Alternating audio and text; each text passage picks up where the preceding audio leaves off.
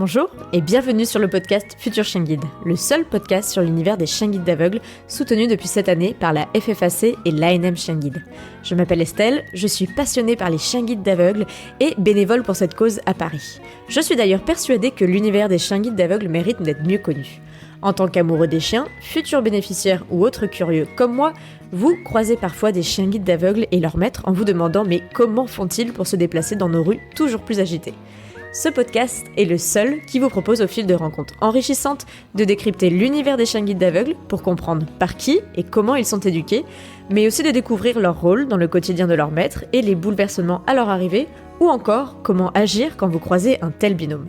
De nouveau, cet été, je n'ai pas pu résister à tendre mon micro du côté des chiens d'assistance pour de nouveaux hors-série de l'été. Pour ce troisième hors-série, je ne vous présente ni un bénéficiaire, ni un bénévole, mais Stéphanie, qui est la référente de Mayotte, une chienne d'assistance médiateur formée par l'Association des chiens médiateurs et d'utilité de l'Est. Cette chienne vous dit quelque chose ? Il s'agit en effet de l'élève chien guide qui était en famille d'accueil chez Audrey de l'épisode 8, qui, comme elle nous l'avait expliqué, avait été finalement réorientée. Ainsi, depuis quelques années maintenant, Mayotte agit aux côtés de Stéphanie et de son équipe en tant que chien médiateur. Mais quel est son rôle finalement ? Stéphanie nous raconte comment elle a essayé de mettre en place ce projet avec son chien de famille tout d'abord, puis suite à l'incompatibilité de son chien avec ce rôle, comment elle a découvert l'association des chiens médiateurs et d'utilité de l'Est. Elle nous raconte aussi comment Mayotte intervient au quotidien au sein de leur structure associative Impulsion 54.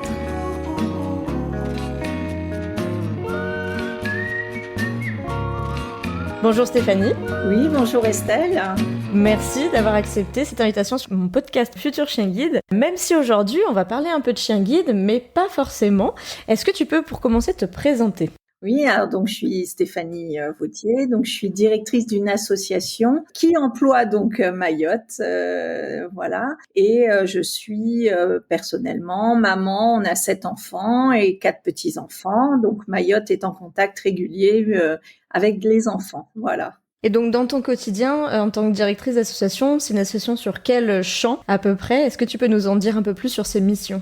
Alors, nous, notre association travaille avec le conflit familial. Alors, dans un premier temps, la médiation familiale, donc où on suit des familles qui peuvent être en conflit. Donc, on fait de la médiation parents-ados, on fait médiation parents, on peut faire des médiations en situation de vieillissement, donc placement d'un parent âgé, héritage-succession. Et on a un autre service qui est l'espace rencontre. Donc, c'est un espace qui accueille des parents qui ont été orientés par la justice pour reprendre contact avec leurs enfants. Et nous avons un autre service d'accompagnement à la parentalité.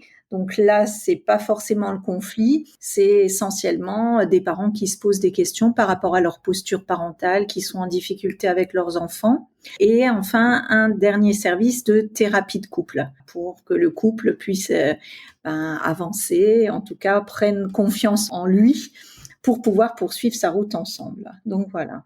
Ok, donc plein de missions très différentes. Et puis si on parle aujourd'hui dans ce hors-série de l'été de Mayotte notamment, Mayotte, ça doit dire quelque chose aux auditeurs puisqu'on a parlé de ce nom-là dans l'épisode 8 avec Audrey, qui était sa famille d'accueil lorsqu'elle était élève chien guide pour l'école des chiens guides de Paris. Mais toi, comment tu as connu Mayotte et comment du coup elle est arrivée dans ton quotidien professionnel et personnel ? Alors, en fait, j'ai un autre chien qui est une chienne teckel poil dur et j'ai toujours cru en des bienfaits de l'animal auprès de l'humain pour rester zen. Et donc, j'avais une teckel poil dur, enfin, j'ai toujours une teckel poil dur qui avait 6 mois et je pensais que la prendre au sein de la structure pour pouvoir travailler avec nous, je pensais que ça pouvait être intéressant. Et en fait, il s'est avéré que elle est complètement asociale et que donc les personnes qui venaient à l'association, elles voulaient les manger. Enfin, les femmes, ça passait, les hommes un peu moins. Donc, au bout de 3 mois, on a dit on arrête parce que c'est pas la peine. Il va y avoir un accident, donc on arrête ça tout de suite.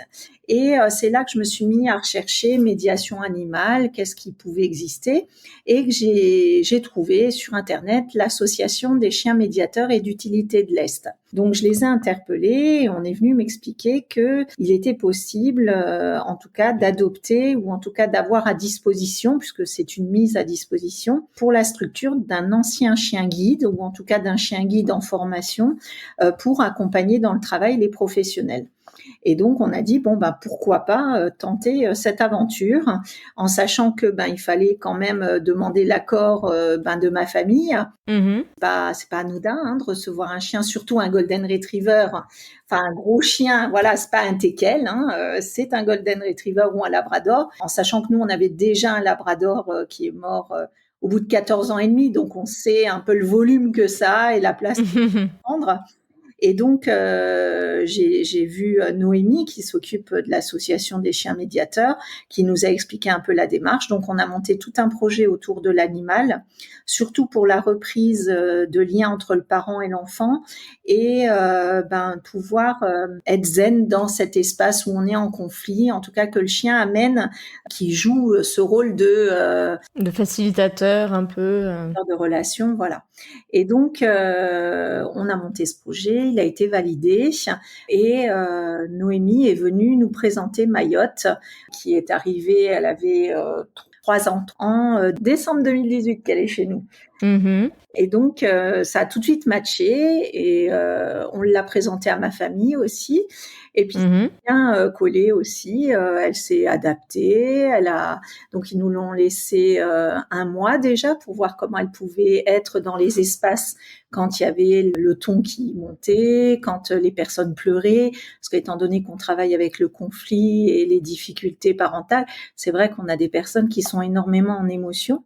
Et donc, elle nous avait dit, Noémie, que Mayotte avait été réorientée pour être formée à la reconnaissance des émotions chez l'être humain. Et donc, justement, faciliter la relation et pouvoir être aussi à l'écoute de ce que les personnes pouvaient exposer ou en tout cas ce qu'ils pouvaient ressentir. Et c'est vrai que dans les espaces, du coup, ça a très bien fonctionné. Donc, où elle était à l'écoute, elle venait quand le ton montait, elle vient poser sa gueule sur les genoux. Les personnes la caressent, le ton baisse, les personnes vont beaucoup parler, elle va souffler. Des personnes pleurent, elle peut pleurer avec elle, donc elle se met à pleurer. Et donc les personnes verbalisent beaucoup plus facilement leurs émotions en disant le chien se rend compte, Mayotte se rend compte que je suis triste, je me rends compte quand elle souffle, même le chien je le saoule. Donc voilà, donc c'est vrai que c'est des réactions qui permettent aussi les échanges. Alors après, c'est pas une baguette magique non plus. Mayotte, des fois, elle a rien envie de faire et elle est couchée et elle va pas bouger, voilà. Ou quand quelqu'un vient la chercher, puisqu'on est 9 professionnels, donc elle est dans les espaces avec les différents professionnels et des fois, quand elle a pas envie, elle se cache dans mon bureau pour dire non, venez pas me déranger, j'ai pas envie. Parce que du coup, son rôle au sein de la structure, il n'est pas uniquement auprès de toi. Tu nous parlais un petit peu de l'implication de ta famille, parce que de fait, Mayotte ne dort pas au bureau. Voilà. Elle rentre chez toi le soir, et comme tu disais, c'est une mise à disposition, c'est-à-dire vous n'êtes pas propriétaire de Mayotte, c'est un petit peu comme les chiens guides, c'est toujours l'association des chiens médiateurs de l'Est, Voilà. dont Noémie est la responsable, qui est donc propriétaire de Mayotte. Et pour le coup, le soir, elle a quand même une maison, et pour le coup, c'est chez toi. Voilà. Et c'est vrai que du coup, on a vraiment totalement confiance en elle, puisque, alors par rapport à notre autre chienne qui est une teckel, alors le veto nous disait toujours, il y a les chiens et puis il y a les teckels. C'est des races très butées, et voilà, qui ont un caractère vraiment à part. Et c'est vrai que vis-à-vis de nos enfants, alors qui sont grands, mais des derniers qui ont 2 et 4 ans et les petits enfants qui ont entre 2 Enfin non, 3 semaines mais bon, 3 semaines, je la compte pas puisqu'elle action avec Mayotte, même si Mayotte est venue la sentir et tout. Mais les autres, c'est vrai qu'on a totalement confiance. Comme les enfants ici à la structure. Les enfants, c'est un repère. Mayotte, c'est vrai que à la maison, voilà, Mayotte, elle est très demandée et elle est très à l'écoute de tout le monde. Et au travail, c'est vrai qu'elle passe dans les différents espaces. Nous, on a mis des affiches partout de Mayotte expliquant ce qu'est Mayotte, quel chien c'est, que bien entendu, il faut nous dire si les personnes ont peur, s'ils peuvent ne pas l'accepter, mais en règle générale, on a peut-être 1 ou 2 personnes par an qui nous disent non, attention, j'ai peur, ou voilà. C'est vrai que sinon, les enfants réclament beaucoup Mayotte, en sachant qu'elle a un brassard, donc des chiens médiateurs, et que donc, les enfants, certains demandent même à avoir Mayotte à côté d'eux. tiennent le brassard et vont dans l'espace rejoindre le parent avec lequel ils n'ont plus contact avec Mayotte. Et ça les aide à pouvoir aller vers l'autre, ce parent-là qu'ils ne connaissent pas. Et dans les espaces, on nous demande aussi à avoir Mayotte, puisque en fonction des difficultés que rencontrent les personnes, Mayotte, elle va être à leur côté. Et c'est vrai qu'ils se sentent soutenus par la présence de Mayotte, qui va pouvoir poser sa gueule, qui va pouvoir réagir en fonction d'un chien, mais elle peut souffler, pleurer, etc. Et c'est vrai que ça leur apporte beaucoup aux personnes. Ouais. C'est vrai que moi, je me souviens de Mayotte parce que, on a fait donc l'épisode 8 avec Audrey, sa famille d'accueil, qui l'avait eu, elle, en juin 2017, en 2e famille d'accueil, comme ça peut être le cas. Et j'avais eu l'occasion de la prendre en relais 1 ou 2 week-ends, je crois que c'était c'est sûr, en juillet 2017, et puis un autre week-end également. Et elle m'avait vraiment épatée parce que j'étais allée dans le sud, dans ma famille, et pour le coup, mon cousin venait d'avoir un chiot, et elle avait été tellement adorable avec ce chien-là, alors que elle pouvait tout à fait jouer normalement avec d'autres chiens, mais elle était vraiment tolérante et consciencieuse avec ce petit chiot, à partager les jouets, alors que elle le faisait pas forcément avec tous les autres chiens, mais vraiment dans la compréhension déjà canine et ensuite, oui, comme tu le dis, humaine. Donc voilà, c'est vrai que quand elle a pas pu finir son cursus au niveau des chiens guides, mais elle a eu une formation complémentaire auprès des chiens guides médiateurs de l'Est, des chiens médiateurs, de l'Est, auprès de Noémie et ses collègues, parce que c'est pas un métier non plus, le métier de chien médiateur, on va dire. Tu disais que elle travaille pour toi. C'est des choses qu'elle a appris aussi. Il y a des choses qui sont innées, mais il y a des choses qu'on a renforcées et qu'on a positivées, ce qui fait qu'elle permet aujourd'hui aussi un meilleur contact avec l'humain.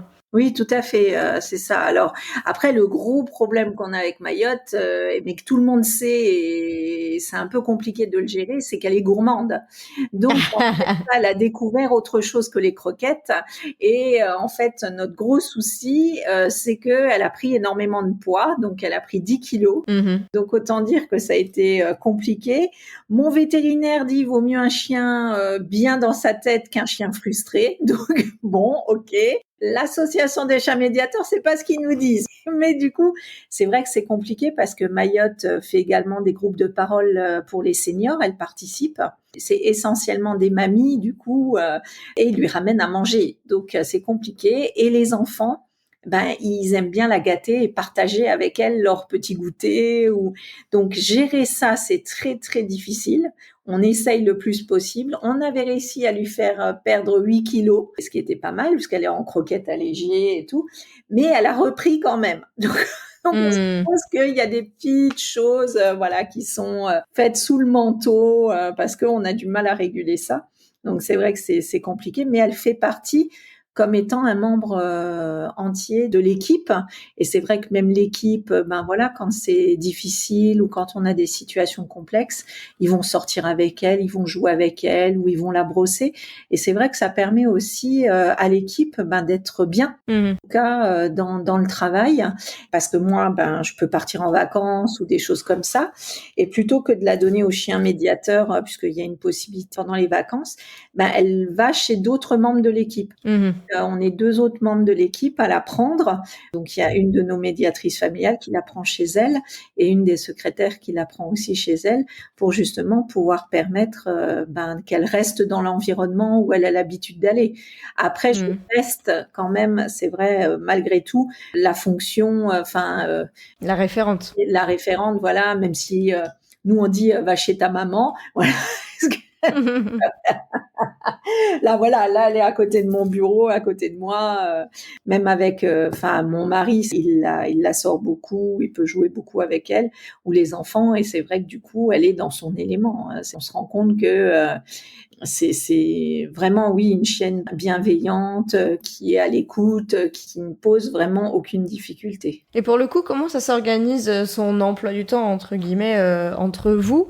Est-ce que du coup, vous faites le planning de Mayotte dans la semaine comme vous le faites pour vous, pour savoir où est-ce qu'elle vous accompagne? Est-ce qu'elle vous accompagne également à l'extérieur de la structure ou pas du tout? Oui, alors en extérieur, elle nous accompagne surtout pour les groupes de parole seniors. Mhm. Elle va avec la collègue en maison, en foyer d'autonomie, et on a pu le faire aussi en maison de retraite, en EHPAD. Et après, elle peut aller à des rendez-vous extérieurs quand je fais une formation, où elle me suit, où je peux pas l'amener à la structure avant ou après. Du coup, elle vient avec moi durant la formation. Et c'est vrai que ça a toujours un effet assez incroyable sur les étudiants qui vont être beaucoup plus à l'écoute, beaucoup plus bienveillants.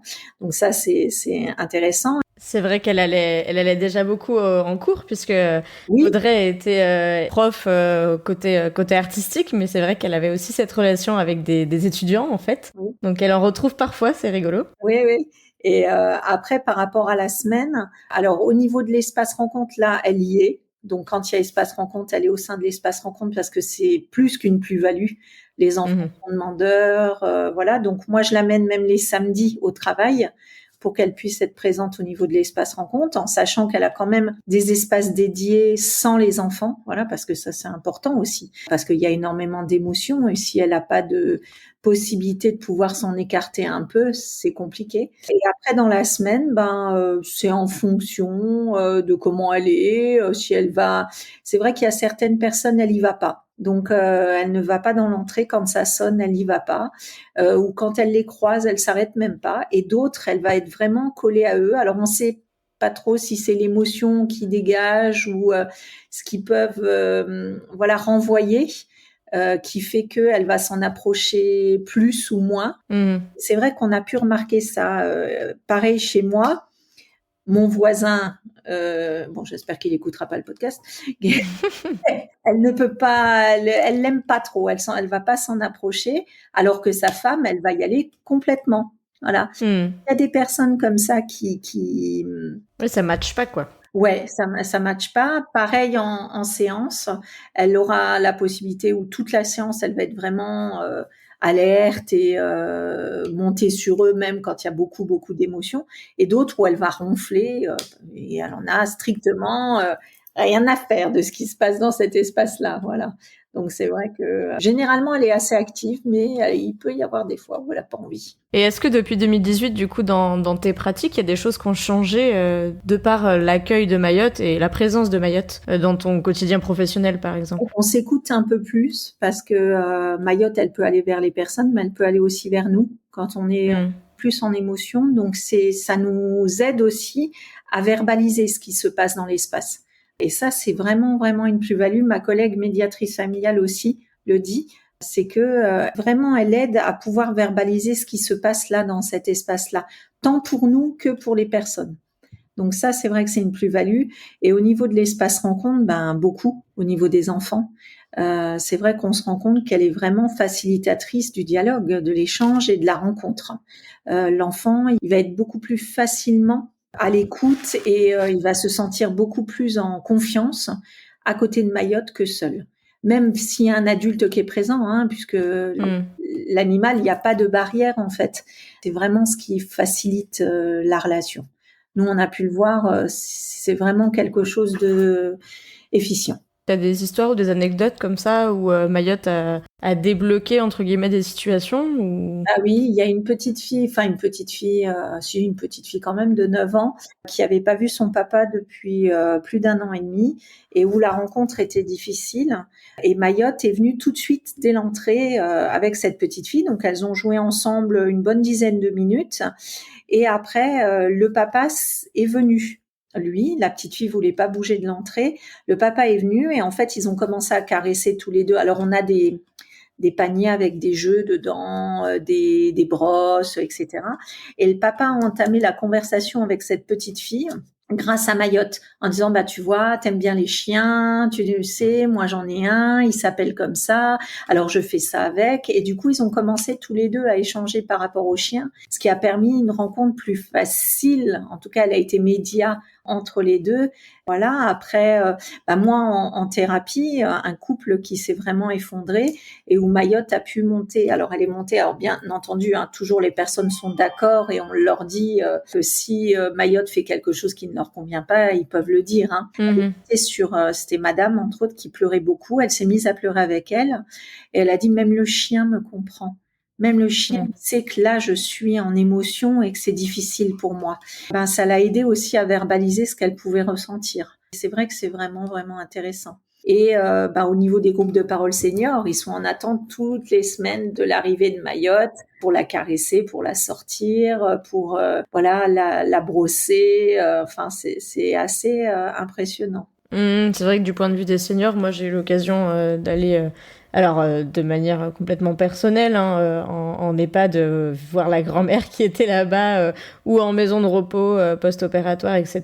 Et que c'est quelque chose que j'ai vraiment envie de faire un jour dans ma vie, lorsque j'aurai un élève chien guide sur une durée un peu plus longue que les relais que je peux me permettre aujourd'hui. Parce que ce temps-là de contact, en tout cas, permet beaucoup de choses et en effet ramène aussi des souvenirs. Et je me souviens avoir fait, c'était en été, donc on était dehors avec mamie et forcément, il y avait d'autres personnes qui étaient par ici et on a fait le tour avec c'était Noli, c'était il y a tout juste 4 ans et en fait, chacun avait une caresse, un mot. Alors que les gens sont pas forcément très enjoués d'être dans ces milieux-là et de fait ça ravive un petit peu le quotidien juste par la présence d'un chien. Oui. Donc ouais, j'imagine que du côté des seniors, c'est un rendez-vous attendu en tout cas. Oui. Mais même après personnellement, nos petits-enfants, ils se couchent sur Mayotte, ils ont la tête, et puis ils la caressent, ils tripotent. Enfin, c'est vraiment attendrissant. Et Mayotte, elle est où Mayotte? Voilà, ils la cherchent. Et c'est vrai qu'elle est toujours zen, quoi. Très zen. Alors nous, on voit la différence avec notre teckel, donc qui est zen. Voilà, donc c'est vrai que c'est assez rigolo, de voir les enfants être en attente de Mayotte. Et quand elle est pas là, elle est où Mayotte? Quoi. Donc c'est vrai que ça, c'est bien. Puis même dans les histoires de chiens d'éveil, chiens médiateurs, qui sont des chiens de médiateurs en fait entre la famille et l'enfant, parfois. On l'a vu dans les hors-séries cet été, il y a quelques semaines, et on l'a vu aussi l'an dernier dans les hors-séries avec un chien d'éveil côté anti-chien.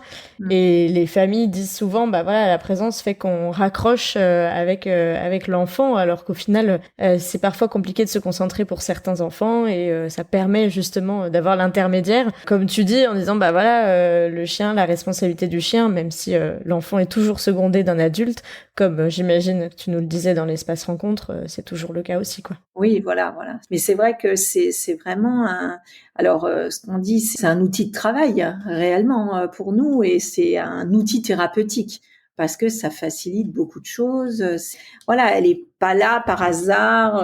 C'est vraiment quelque chose d'intéressant et de constructif et de construit aussi avec l'équipe, puisqu'on a été formé 6 jours en éducation canine justement pour être à l'écoute, et l'équipe a pu faire des petits posters aussi avec les différentes têtes du chien, ce que ça pouvait représenter, si elle remue la queue, si elle s'étire, si les oreilles sont basses. Et c'est vrai que du coup, ça permet aussi de responsabiliser les gens qui sont dans cet espace vis-à-vis de Mayotte, et d'écouter aussi que des fois, elle a envie de sortir, ou elle a envie de boire, ou ou elle a pas envie de rien faire, et donc et de le respecter. Ça, c'est déjà très intéressant. Et par rapport à la présence de Mayotte, ça fait déjà presque 4 ans qu'elle est à vos côtés. Est-ce que vous avez des projets qui ont été initiés par sa présence, on va dire, ou des choses qui sont nées vraiment de sa présence? Les groupes de parole seniors, ça, oui. La médiatrice familiale qui s'en occupe, je pense qu'elle aurait pas voulu le faire, peut-être, en tout cas pas simplement. Là, le chien, il est fédérateur, et il y a une attente vraiment des personnes qu'elle va voir. Après, au niveau des espaces, c'est vrai que c'est vraiment très intéressant. Et au niveau de l'espace rencontre, on a des enfants qui, des fois, je peux dire, je la ramène pas, je suis fatiguée et puis j'ai une grosse semaine, donc retourner le samedi au travail, c'est quand même, ça me demande beaucoup. Et c'est vrai que des fois, il y a des enfants, c'est obligatoire, il faut que Mayotte soit là. Sinon, on n'avancera pas, on fera pas, ils s'approcheront pas du parent. Et c'est vrai que ça, c'est vraiment une plus-value. Voilà. vraiment quelque chose d'intéressant. Bon, en tout cas, on voit que Mayotte a pris et trouvé sa place auprès de toi et de toute l'équipe au final, Oui. mais aussi de toutes les personnes qui ont recours à l'association pour diverses situations et qu'elle devient un membre à part entière avec ses quelques kilos en plus, mais de fait, voilà, ça participe aussi à cette envie de la récompenser, de prendre soin d'elle. Oui. Donc c'est un équilibre judicieux à trouver entre ces envies-là et puis son poids et sa santé, mais bon, enfin, tout va bien.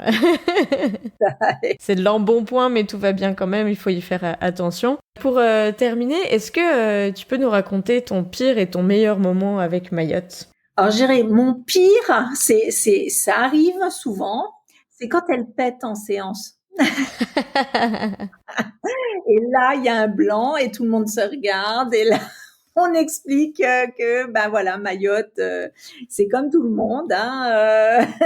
Donc ça, c'est vrai que c'est délicat toujours, hein, voilà. Mm-hmm. Le meilleur moment, c'est quand même quand les personnes se saisissent de Mayotte et qu'elle peut monter sur eux, ou en tout cas rien que poser sa gueule quand ils sont en émotion et la caresser, et on voit le visage qui s'illumine, quoi. Il y a quelque chose qui se passe, qui se joue dans cet espace, et il y a une prise en compte de ce que l'autre peut ressentir, et ça, c'est vraiment fort. Et il y en aura encore plein d'autres, j'imagine, puisque sa mission n'est pas finie à vos côtés, de toute façon. Du tout. Donc, ah oui, non, là, c'est pas fini encore. Hein, donc, Bon, en tout cas, merci beaucoup Stéphanie de nous avoir raconté tout ça. J'avais hâte de connaître la suite de l'aventure de Mayotte, après l'avoir suivie en tant qu'élève chien guide auprès de Audrey qui nous avait raconté ça dans l'épisode 8, après l'avoir eu aussi personnellement en tant que famille relais à la maison et puis dans ma famille pour le temps d'un week-end. Je suis ravie, je savais qu'elle allait bien, je savais qu'elle était dans l'Est et qu'elle était au service des chiens médiateurs de l'Est, qui est une association dont je mettrai aussi les coordonnées puisqu'elle mérite vraiment d'être connue. Et puis j'ai recroisé Noémie du coup début juin, et là je me suis dit au congrès des chiens guides, Noémie, il faut vraiment que tu me mettes en contact, il faut vraiment qu'on sache la suite de l'histoire. Donc je suis ravie en tout cas que tu aies accepté, et je te remercie pour ce temps d'échange avec moi. Merci à toi. En tout cas, c'est toujours très agréable de parler de Mayotte et de ce qu'on peut faire avec elle. Voilà, donc merci beaucoup. Hein. Je t'en prie, et à très bientôt. Oui, au revoir. Hein. Merci.